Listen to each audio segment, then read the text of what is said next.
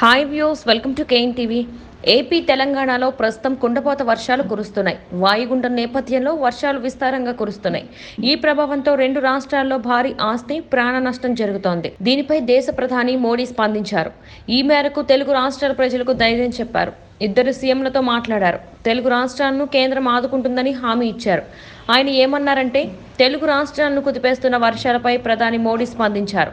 ఈ సందర్భంగా ఆయన ట్విట్టర్లో స్పందించారు. భారీ వర్షాల వల్ల ఉత్పన్నమైన పరిస్థితిని ఉద్దేశించి నేను Telangana CM KCR, AP CM Jagan గారితో మాట్లాడాను. వారికి కేంద్ర ప్రభుత్వం అన్ని విధాల సహాయం అందిస్తుందని హామీ ఇవ్వబడింది.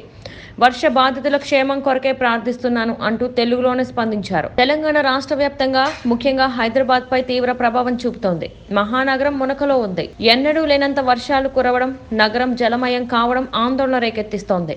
మరోవైపు ఏపీలో కూడా భారీ వర్షాలు కురుస్తున్నాయి. వాయుగుండం నిన్న కాకినాడ వద్ద తీరం దాటింది.